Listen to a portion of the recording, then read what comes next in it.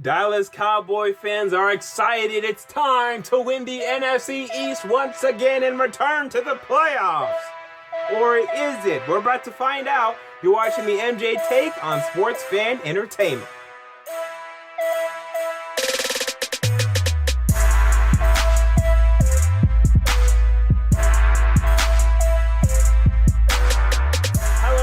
MJ Take here on Sports Fan Entertainment. Another team, another video, 32 teams, 32 days, and today it's the Dallas Cowboys. I'm your host, MJ, and we are about to talk about the Cowboys 2016 NFL season schedule preview, roster analysis. That's how we do. We're about to look at the roster. I'll look at the strengths, the weaknesses. We're about to look at the schedule. I'll tell you wins and losses.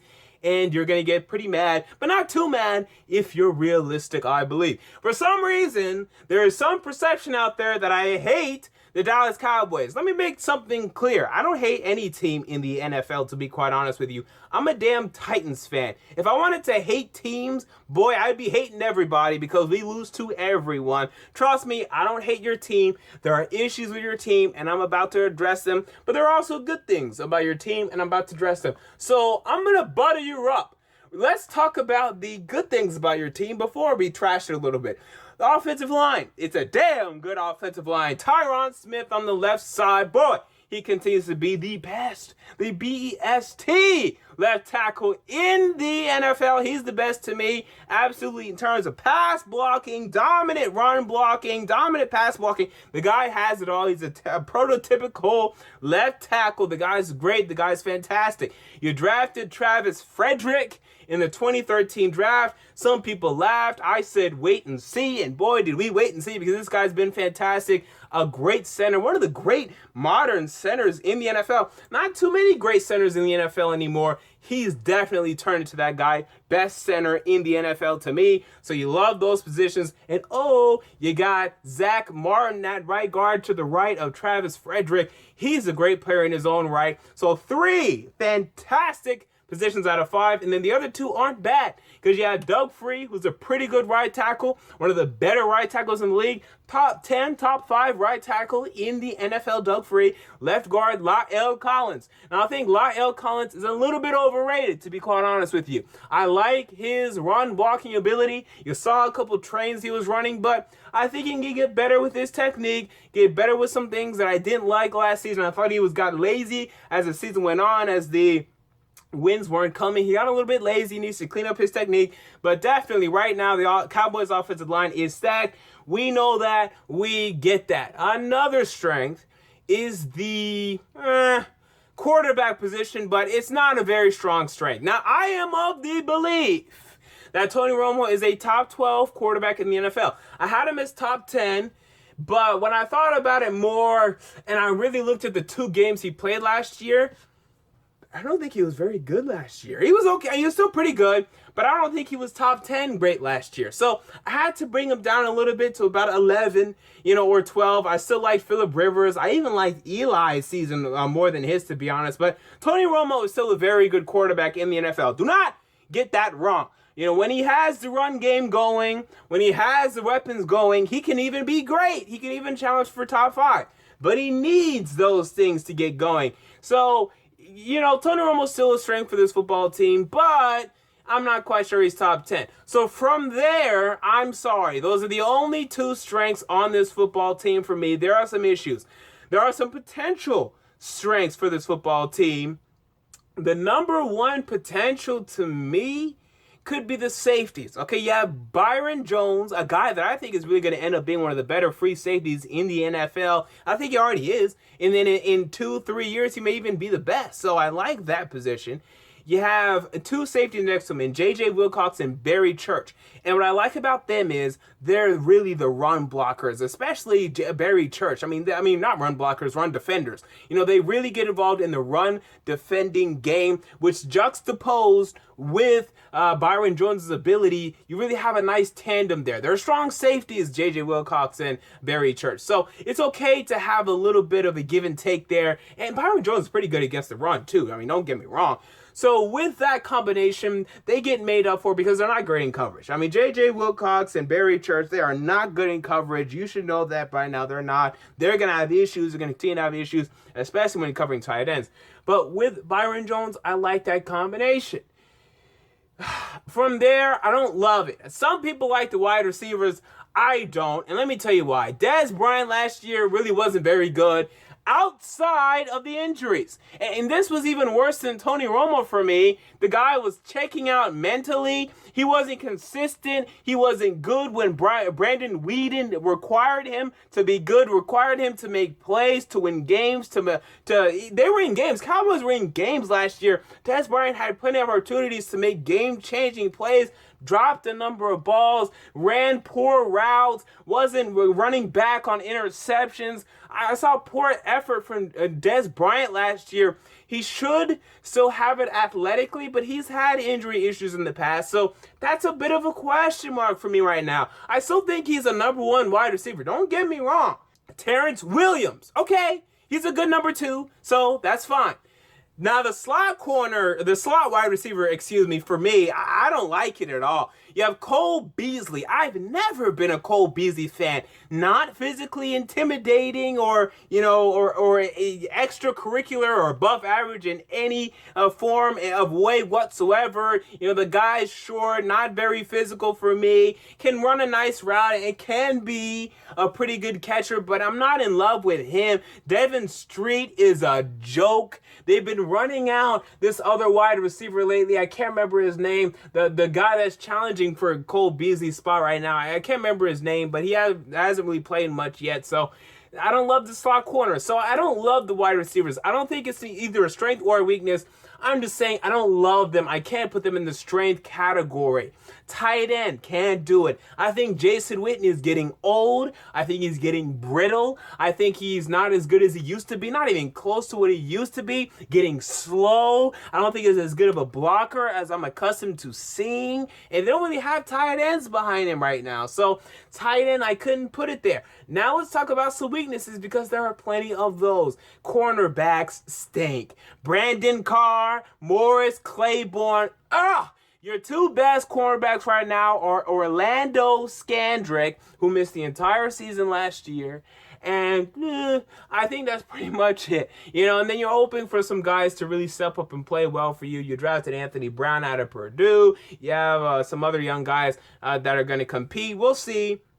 But Brandon Carr and Morris Claiborne, they are awful. I mean, and once again, they're talking of Morris Claiborne in OTAs. Oh, he's looking great. Dude, he's looked great in every practice, every year for the past 4 years. I've been hearing you guys say this. Where are the results? You don't see them. You never see them. You never will. They're not good cornerbacks. I'm sorry, but that's just the case. We move on to the defensive line. It's a huge weakness, guys. So currently, DeMarcus Lawrence, I like to call the Cowboys defensive line the suspensions. Yeah! They're a rock band. They're the suspensions. They're a heavy metal band. And you know what they do? They love to smoke weed. They like to party. They like to have fun. And they like to get suspended. That's what they love to do. DeMarcus Lawrence suspended for 4 games. Randy Gregory suspended for 10 games. May never play again for the Dallas Cowboys at this point. Greg Hardy, who isn't signed to the team, but he might as well be. I'm still throwing him in the suspensions ban group because he was there last season. The suspensions, man, they love getting suspended.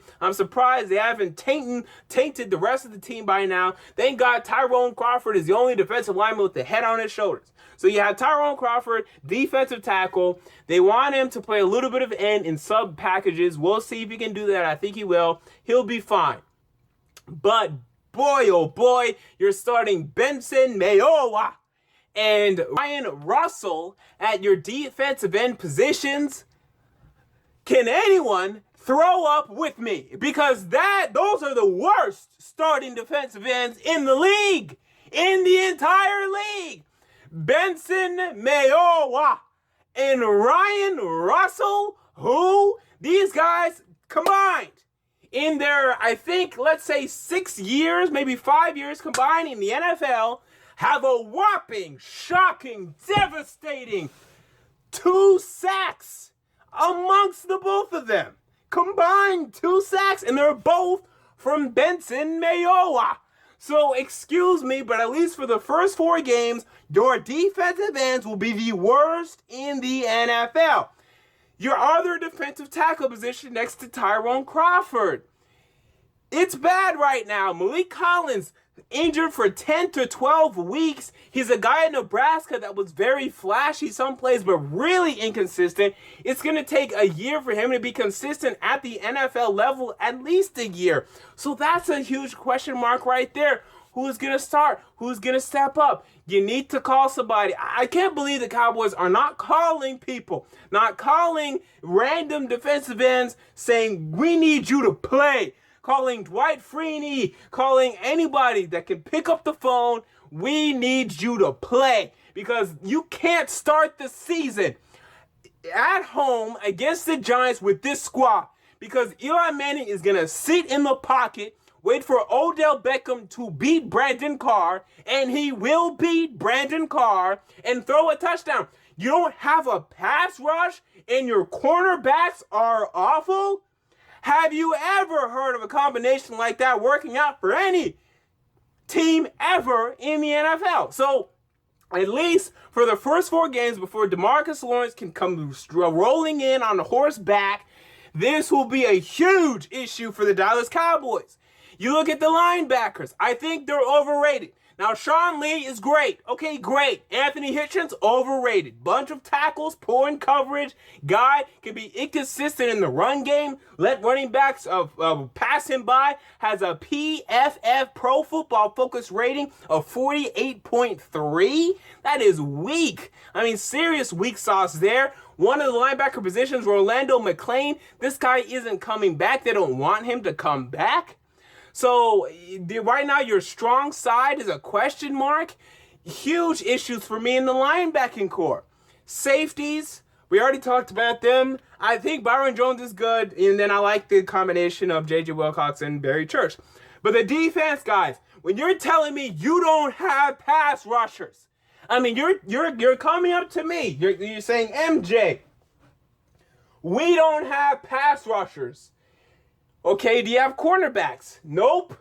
What kind of conversation is that? I mean, how, when you're going up against the New York Giants, who have Odell Beckham, Sterling Shepard, Victor Cruz in a 3 wide receiver set, when you have Washington Redskins that have Pierre Garçon, Deshaun Jackson, Jamison Crowder, and Josh Doctson in a 4 wide receiver set, and you're telling me Eli Manning is just going to sit here. Kirk Cousins is just going to sit here in the pocket, waiting, looking.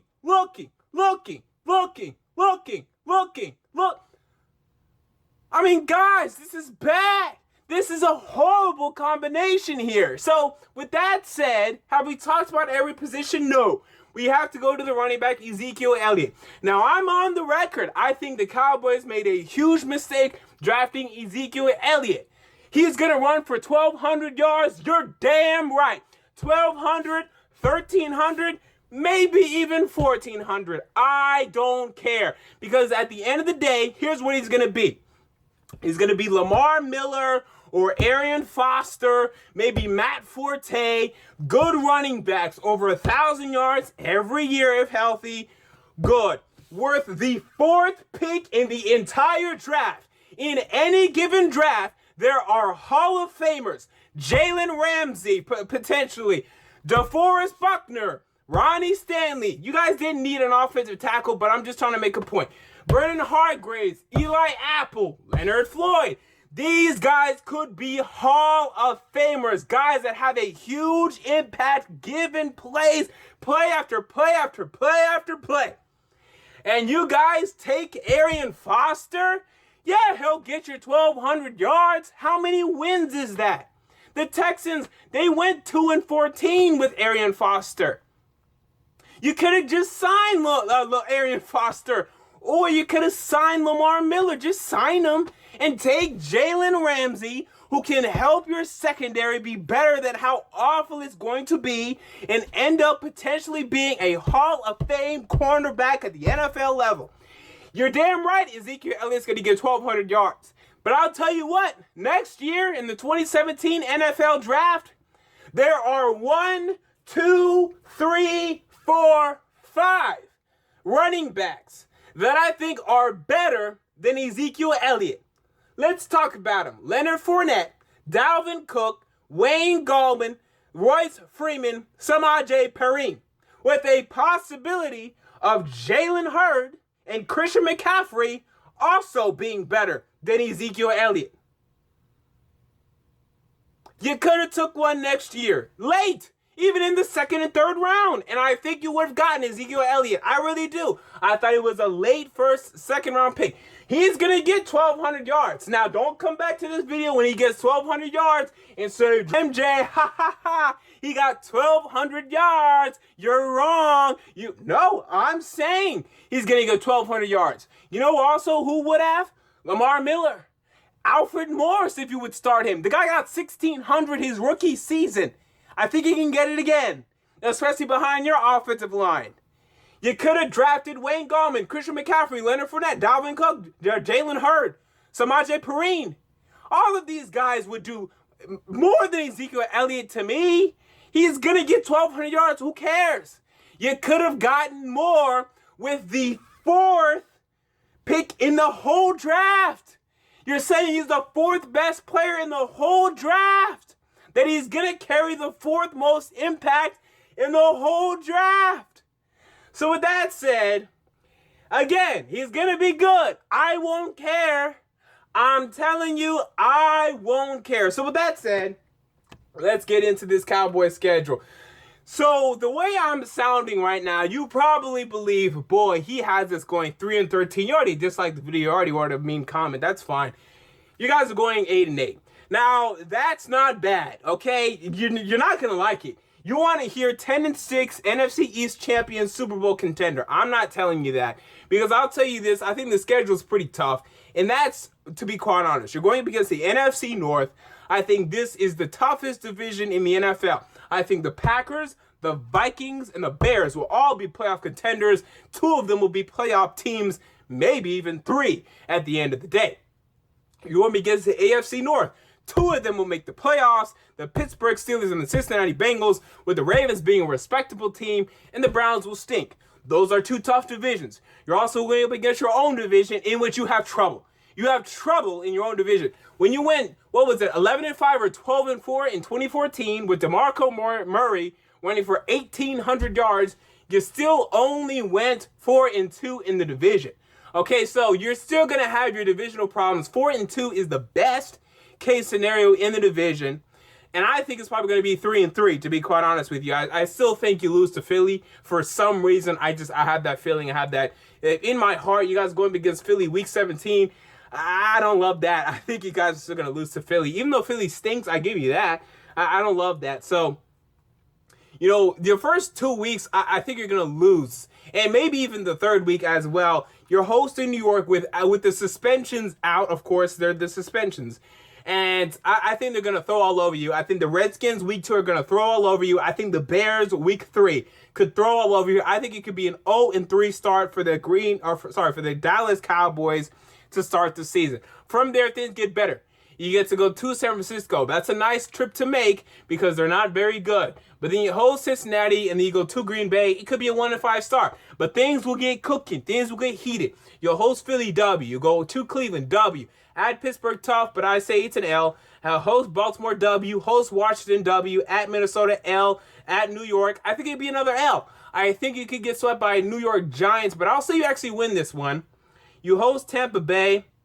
I say you'll probably win this one. Detroit win this one. Philadelphia lose this one. I just have that feeling, and I think that's about 8-8. If it's not, I'm predicting 8-8. Now, best case scenario, for some godly reason, for Brandon Carr and Morris Claiborne play good football. Okay, Benson Moyewa ends up being a 10-plus sack guy. Okay, Dez Bryant returns back to his 2014 form. Ezekiel Elliott runs for 1,600 yards. Tony Romo throws 35 touchdowns, 7 interceptions, and the Cowboys go 11-5. And it's possible. I'll give you that. It's possible. It's a possibility you win the NFC East, to go to the playoffs, even challenge for the Super Bowl. It's possible. But I'm not predicting it. And the worst case scenario, I say it's 7-9. Because in this division and the way things work, I still see you guys getting your fair share amount of wins, doing the Cowboy way, and getting some wins. So worst case scenario, it's 7-9, but I'm leaning towards the 7-9, and I'm predicting 8-8. Remember, the New Orleans Saints, guys, 8-8 is not bad. The New Orleans Saints, who have Drew Brees and Sean Payton and Mark Ingram, and, they had Jimmy Graham, right, and Max Unger, right? They go 7-9 every year. They're not a bad football team. They're a dangerous football team. I think that's the range you've entered. These range with good quarterbacks, good offenses, but horrible defenses. That's the range you're in, and that range does not elicit playoff to me. But hey, you disagree, and that's fine. Comment down below. Tell me why. I love to know. If you enjoy the video, make sure to like, and most importantly, to subscribe, because every single day, new videos, 7 p.m. Central, 8 o'clock Eastern, here on Sports Fan Entertainment. There's a lot of content here on Sports Fan Entertainment. This is the best channel out there. If you're not subscribed, well, you really need to get on it and subscribe. So they're playing my music. You know what that means. This has been the MJ Take on Sports Fan Entertainment, and I'm out. Peace.